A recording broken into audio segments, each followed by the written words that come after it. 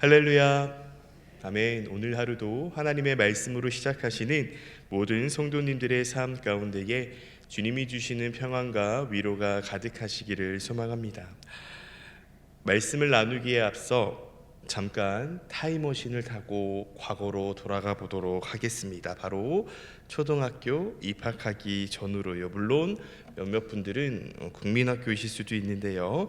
자, 어찌되었든 미취학의 그 시절로 한번 돌아가 보도록 하겠습니다. 네, 그때 한 가지 질문을 드립니다. 어린 시절 나에게 있어 가장 큰 사람은 누구였습니까?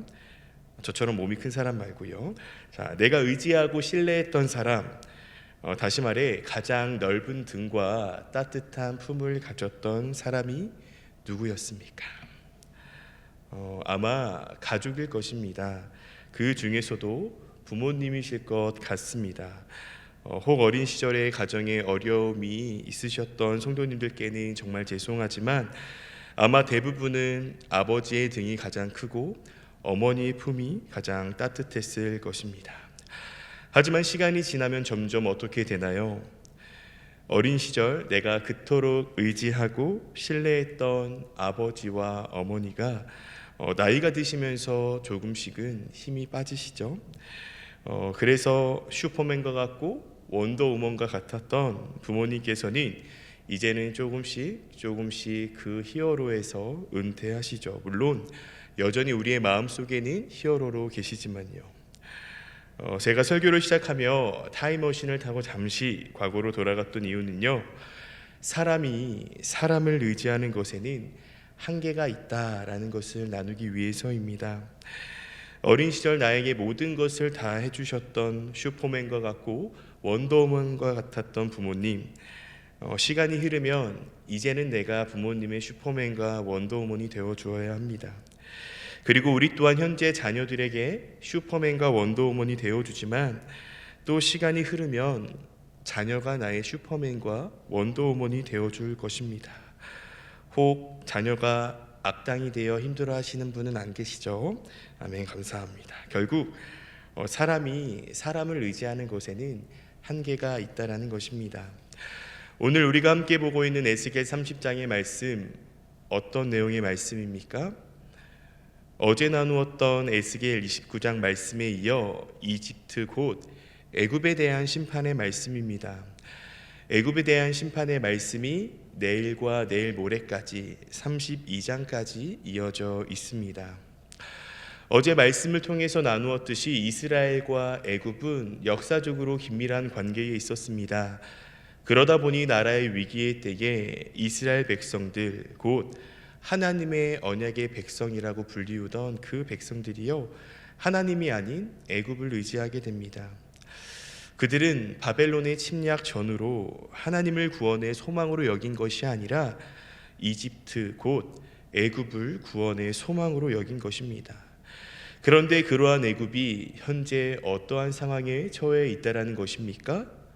바로 하나님의 심판 가운데 처해 있다라는 것입니다. 성도 여러분, 우리가 흔히 영화나 드라마를 보게 되면요, 주인공이 의지했던 가족이 혹은 주인공이 믿고 따랐던 한 사람이 회사의 상사로부터 좀 나쁜 말이지만 갈굼을 당하고 혹은 어떤 사람에 의해서 흔히 갑질이라고 표현되는 어려움을 당했을 때 주인공의 반응은 어떠합니까? 좌절합니다. 또 어려워합니다.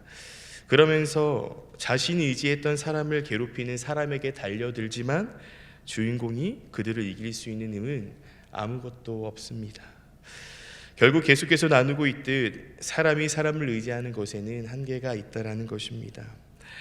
이스라엘이 애굽을 의지하는 것에는 한계가 있습니다. 하지만 한계가 없으신 분이 계십니다. 바로 하나님이시죠. 그렇기에 하나님만이 우리가 영원히 의지할 분이시자 신뢰자이십니다. 보배로운 성도 여러분, 지금 이 시간 나의 마음을 한번 점검해 보시기 바랍니다. 이스라엘 백성들이 자신들의 위기의 때에 강대국이었던 애굽을 의지하는 것과 같이 오늘을 살아가고 있는 나 또한 위기의 때에, 어려움의 때에 주님이 아닌 세상의 것, 다시 말해 눈에 보이지 않는 하나님보다 눈에 보이는 물질적인 것 혹은 사람을 더 의지했는지를요. 지금 이 시간 하나님보다 내가 더 의지했던 그 나의 애굽이 무엇이었는지 한번 점검해 보시고, 그것을 발견하셨으면 기도하며 내려놓고 온전히 주님만 의지하는 저와 성도님들이 되시기를 소망합니다. 그리고 혹시나 오해하실까봐 말씀드리는데요, 본문 말씀 10절에 하나님께서 바벨론의 느부갓네살 왕의 손으로 애굽을 심판하시는데, 이 모습을 보고 그래, 이스라엘 백성이 의지할 것은 애굽이 아닌 바벨론이었어 라고 생각하시는 분 한 분도 안 계시죠? 계시면 새벽 예배 후 저와 함께 나머지 성경 공부를 해야 할 수 있습니다. 자, 하나님께서는요, 바벨론이라는 그 나라를 심판의 도구로 사용하신 것이죠. 바벨론은 하나님의 심판의 대리자 역할을 한 것입니다. 그러니 결국 이스라엘 백성들이 의지해야 할 것은 애굽도 아니고 바벨론도 아닌 바로 하나님입니다.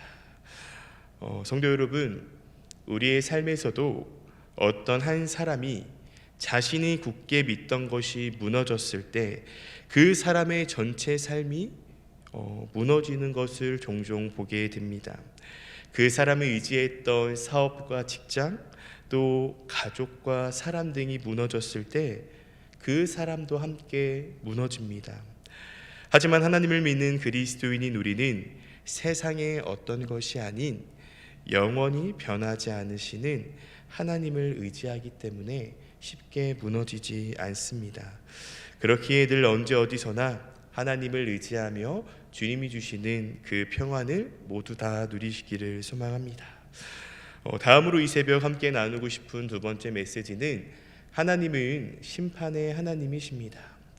우리가 흔히 하나님에 대한 이미지를 떠올리면요, 사랑의 하나님, 은혜의 하나님을 떠올리곤 하지만 하나님은 심판의 하나님이시기도 합니다. 오늘 본문 말씀에 등장하는 하나님의 이미지는 바로 심판의 하나님이십니다. 그런데요, 분명한 건 하나님께서는 그냥 아무런 이유 없이 심판을 내리지 않는다는 것입니다. 다시 말해 심판에는 분명한 이유가 있다라는 거예요. 그렇다면 하나님께서 애굽을 심판하시는 이유가 무엇일까요? 우리 본문 말씀 에스겔 30장 6절 말씀을 다시 한번 함께 읽기를 원합니다. 우리 에스겔 30장 6절 말씀입니다. 함께 읽겠습니다. 시작. 여호와께서 이같이 말씀하셨느니라. 애굽을 붙들어 주는 자도 엎드려질 것이요 애굽의 교만한 권세도 낮아질 것이라. 믹돌에서부터 수에니까지 우리가 그 가운데에서 칼에 엎드려지리라. 주 여호와의 말씀이니라. 아멘. 자, 여기서 애굽의 교만한 권세라는 단어를 찾으셨나요? 한번 동그라미 해보시고요. 또 18절에도 교만한 권세라고 나옵니다. 여기도 한번 동그라미를 해주시면 감사하겠습니다. 이처럼 하나님께서 애굽의 심판을 내리신 이유는 바로 그들의 교만함 때문입니다. 오늘 본문 말씀의 전체 주자가 되는 애굽에 대한 심판의 예언은 바로 그들의 교만함의 죄가 원인이 됩니다. 애굽의 죄의 근본은 하나님을 부정하는 데 있습니다. 그들은 에스겔 29장 3절과 9절에서 기록하고 있듯이 그들은 나일강을 자기의 것이며 자기가 만든 것이라고 합니다. 이는 곧 창조주 하나님의 주권을 거부하는 것입니다. 또 애굽은 자신들의 권세를 믿으며 오만했고 그들은 하나님이 아닌 우상을 섬기게 됩니다. 이것이 애굽의 근본적인 죄입니다. 바로 이러한 죄 때문에 하나님은 그들을 심판하고자 하신 것이죠. 보배로운 성도 여러분, 지금 이 시간 나도 애굽처럼 하나님보다 더 높아지려고 했던 교만함 혹은 성령보다 더 앞서려고 했던 그러한 교만함이 없었는지 한번 점검해 보시기 바랍니다. 이와 동시에 우리가 꼭 기억해야 할, 생각해 봐야 할 문제가 있는데요, 그것은 바로 회개의 때를 놓치지 말아야 한다는 것입니다. 제가 신학교에 다니던 시절 시내에 가보면 이제 목욕탕이 있었습니다. 목욕탕 입구에 양머리를 쓴 캐릭터 위 말풍선 문구에 다음과 같이 말이 기록되어 있었습니다. 사람은 다 때가 있다. 네, 상당히 중의적인 표현이죠. 사람은 다 때가 있다. 저는 회개도 마찬가지라고 봅니다. 회개에도 다 때가 있다. 그래서 지난번 중등부 친구들과 노아의 방주 사건 또 무지개 언약에 대해서 나누면서요, 의학적인 분야의 골든타임이 있듯이 회개에도 골든타임이 있다라고 나누었습니다. 노아가 방주를 지었던 그 120년의 시간이, 심지어 노아와 그 가족이 방주에 들어갈 때 사람들은 회개하며 노아의 방주에 탑승했어야 했습니다. 하지만 그들은 그러지 않았습니다. 회개의 골든타임을 놓친 것이죠. 성도 여러분, 하나님은 심판의 하나님이시기도 하지만 긍휼의 하나님이시기도 하기에 회개의 때를 놓치지 말아야 합니다. 하지만 이 때를 놓치게 되면 결국 오늘 본문 말씀의 애국과 같이 심판을 당하게 됩니다. 그렇기에 이 새벽 현재 내가 회개의 때인지, 그래서 하나님께 나의 죄를 고백해야 할 때인지 점검해 보시기 바랍니다. 혹 그랬다면 바로 지금이 회개의 때임을 기억하시며 회개하시기를 소망합니다. 그래서 하나님의 심판의 매를 면할 수 있는 저와 성도님들이 되시기 바랍니다. 마지막으로 이 새벽 함께 나누고 싶은 세 번째 메시지는 리더의 역할이 중요하다라는 것입니다. 본문 말씀 20절과 26절까지의 말씀은 애굽왕에 대한 심판의 내용이 기록되어 있습니다. 오늘 본문 말씀인 에스겔 30장의 말씀은요, 애굽에 대한 심판의 내용이 주를 이루고 있습니다. 그렇기에 사실 20절에서 26절까지의 말씀, 곧 애굽왕에 대한 심판의 말씀이 따로 없더라도요, 애굽에 대한 심판을 충분히 이해할 수 있습니다. 하지만 하나님께서는 애굽왕에 대한 심판의 내용을 기록하실 뿐만 아니라 그 내용을 보면요, 상세히 묘사하십니다. 바로 애굽왕의 팔을 꺾었다는 상징적인 표현 방식을 통해서 말이죠. 실제 하나님이 애굽왕의 팔을 부러뜨리신 것이 아니라 그 권세를 없게 하셨다라는 거죠. 이것을 통해 우리가 생각해 볼 수 있는 것은 바로 왕과 같은 리더의 역할을 담당하는 사람이 중요하다라는 것입니다. 사실 리더의 역할이 중요하다라는 것 강조하지 않아도 이미 다 알고 계십니다. 저는 이 부분에 대해서 말씀을 준비하고 묵상하면서 요나서의 말씀이 떠올랐습니다. 요나의 심판 메시지를 듣고 니느웨 사람들은요, 하나님의 말씀을 믿고 금식하며 회개합니다. 또 이 소식을 들은 니느웨 왕의 행동은 어떠합니까? 그도 보좌 곧 임금의 자리에서 일어나 걸치고 있던 왕복을 벗고 굵은 베옷을 입으며 하나님께 회개합니다. 뿐만 아니라 왕만 할 수 있는 바로 조서를 내려서요, 모든 백성이 금식하며 회개할 것을 명령합니다. 심지어 사람들뿐만 아니라 짐승들까지도 말이죠. 이에 하나님께서 니느웨를 심판하지 않으시죠. 그런데요, 만약 니느웨 왕이 회개하지 않고 또 회개하는 사람들을 잡아다가 옥에 가두었다면 니느웨 성은 어떻게 되었을까요? 하나님의 심판을 면할 수 있었을까요? 이처럼 한 나라의 왕 혹은 리더의 역할을 감당하는 사람은 참으로 중요합니다. 가정으로 말하면 가장의 역할이 중요하다라는 것이죠. 만약 가장의 역할을 하지 않는다면 어떻게 될까요? 조심스럽지만 그 가정의 행복이 사라질 것입니다. 그렇기 때문에 각 가정의 가장분들께서는 때로는 힘들고 어려워도 또 피곤하고 지쳐도요, 새벽을 깨워서 직장과 사업장에 가시고 또 때로는 가족을 위해 내 것을 포기하면서까지 가정을 섬기시죠. 무엇을 위해서요? 바로 가정의 행복을 위해서요. 저는 이 새벽을 깨워 교회에 나오신 모든 성도님들, 또 실시간을 깨워 예배를 드리고 계신 모든 성도님들이 가장이라고 생각합니다. 어떤 가장이요? 바로 믿음의 가장이요. 다시 말해 새벽을 깨워 사랑하는 가족을 위해 기도하시는 믿음의 가장이요. 그렇기에 믿음의 가장인 우리의 역할이 중요합니다. 우리 가족 중 아직 하나님을 모르는 가족이 있을 수 있고요.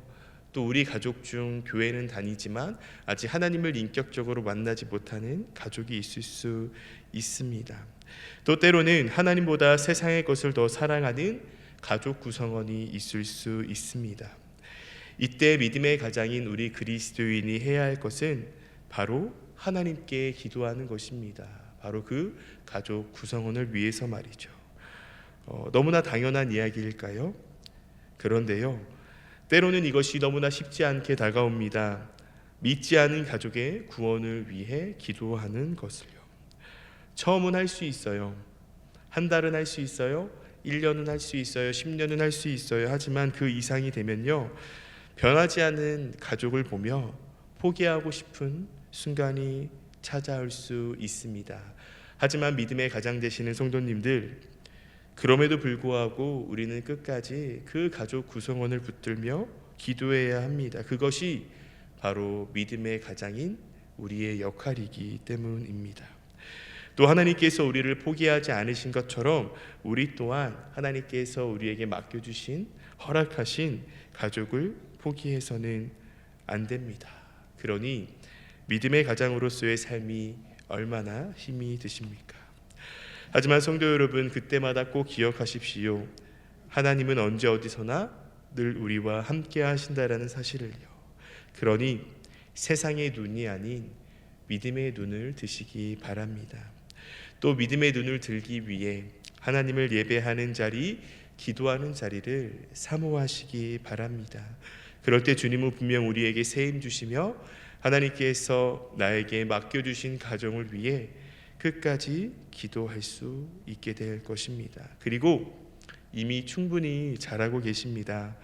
새벽을 깨워 가족을 위해 기도하고 계시니까요. 설마 나만을 위한 기도를 하고 쌩하고 가시는 분은 안 계시죠? 사랑하는 보배로운 가족 여러분, 말씀을 정리하겠습니다. 오늘 에스겔 30장 말씀을 통해 우리는 세 가지의 메시지를 나누었습니다. 첫째, 하나님만이 우리가 영원히 신뢰할 분이자 의지할 분이십니다.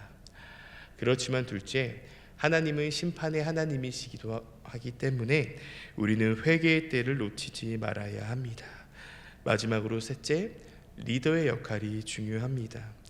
그래서 믿음의 가장인 우리가 사랑하는 가족을 위해 끝까지 기도해야 합니다.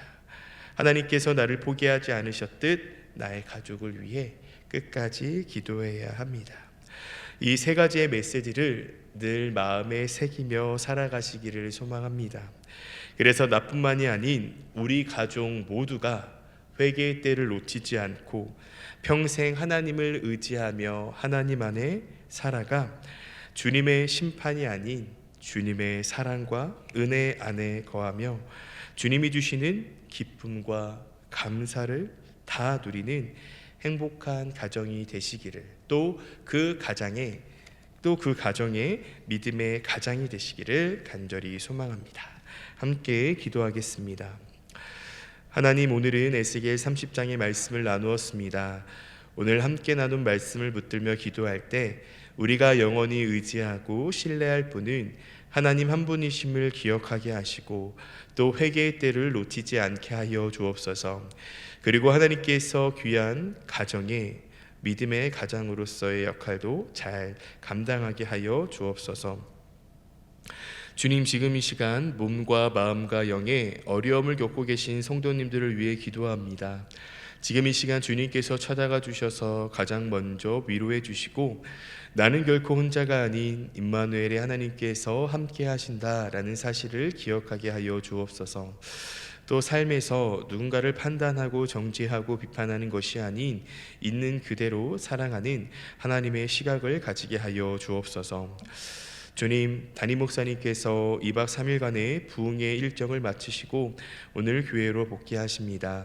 복귀하시는 차량 운행 가운데도 주님께서 안전하게 지켜주시고 영적으로나 육적으로 지치지 않게 하여 주옵소서. 드려진 예물을 위해서 기도합니다. 주님께 시간의 예물과 물질의 예물을 드린 손길을 기억하여 주시고 기쁘게 받아 주옵소서. 감사합니다. 사랑이 많으신 우리 구주 예수님의 이름으로 기도합니다. 아멘.